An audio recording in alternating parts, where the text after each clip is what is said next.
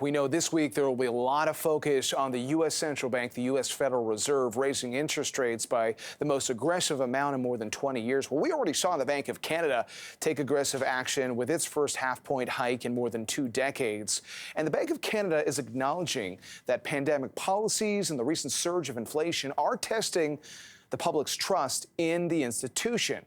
Those are comments from the central bank's #2 official, Senior Deputy Governor Carolyn Rogers, in her first speech since taking the post in December, outlining some of the ways she claims the central bank is protected from political interference or influence from, let's say, the banking sector.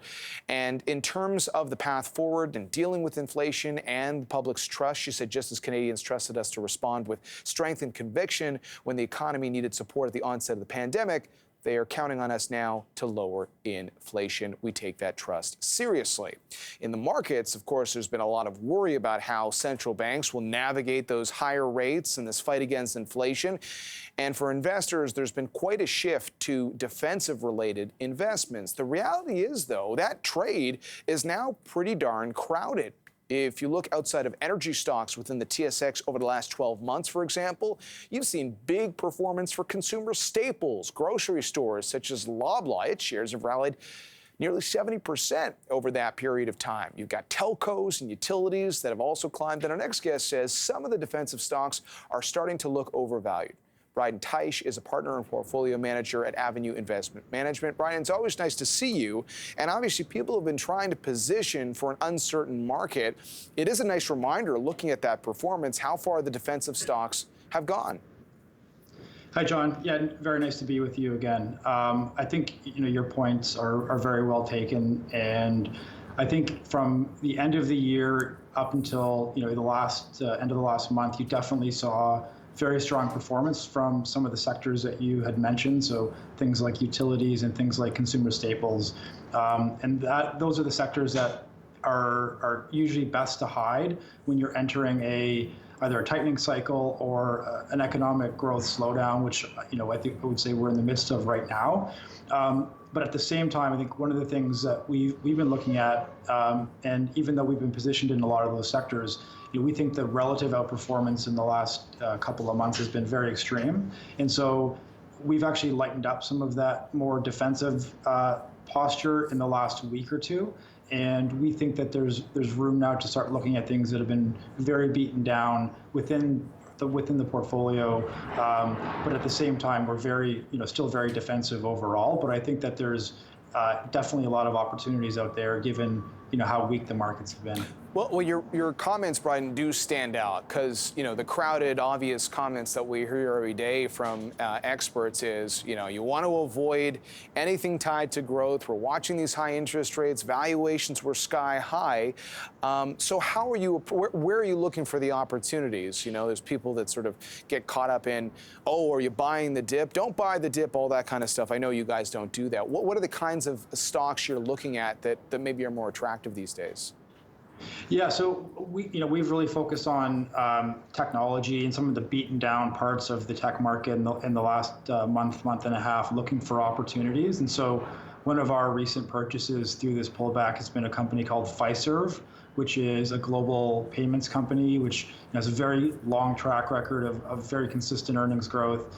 And the stock has done nothing for several years now, and we were able to pick it up at about 14 times what we expect to be forward earnings. So, that's a great business to be buying at a fair price. And I would contrast that against something that we just rotated out of a week ago, something like Fortis, which is done very well. It's a utility, but at a mid-20s earnings multiple with very little growth, and this period of significant outperformance against other things.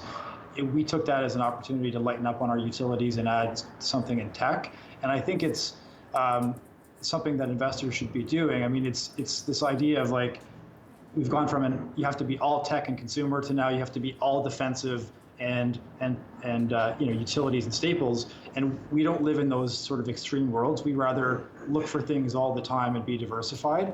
And we would just really like to note, how strong the outperformance has been in some of those defensive sectors.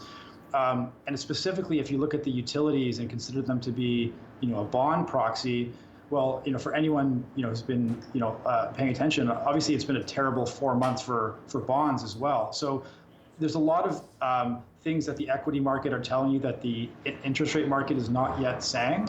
And so given that outperformance in utilities, we just said this is a great time to take some profits and rotate into something that had been more beaten up, like Pfizer. Interesting. And how long do you think we'll be in this period of uncertainty for the markets? I mean, are we stepping into a long game here? Or if you're willing to look at beaten up names in the market, is that a suggestion that maybe the worst of some of that selling pressure and the hardest hit names is over? I would say, it's definitely undetermined, and I would say I don't spend a lot of time trying to figure out like the answer to that question. But I would highlight one thing where we're very focused on, and sentiment is at the levels. If you look at bearishness, percentage bearishness, and then if you do a ratio of how many people are bullish versus how many people are bearish, you're at levels that you've seen in March 2009. Late 2008, we're at some of the most extreme negativity, really more than the last decade. And at the same time, if you look at positioning in the equity market, it is defensive, and most people are now underweight equities. And so, we're looking at this saying it's a market that if you do have some positive news, or if you do have the central bank start to ease up, like we could move pretty violently to the upside because people are so negative and people are positioned for negative outcomes. So it's not to say that we're not headed for a recession later this year or next year. It's certainly possible, and I would say there's many sectors in the equity market that are telling you that's where we're going. But at the same time, we're open to a scenario where the Fed eases up because they're actually not likely to hike as much as the market is pricing in right now. We think growth is slowing. I think the forward-looking data is really highlighting that. The Fed might take a couple months to catch up to that, but we think if the Fed eases up, there's going to be a move to the upside, and so we want to be positioned for that as well. All right, Bryden, thanks very much. The door of opportunity, I suppose, opening for anyone when you swing to extremes in either direction. We'll be watching to see the momentum of the markets going forward.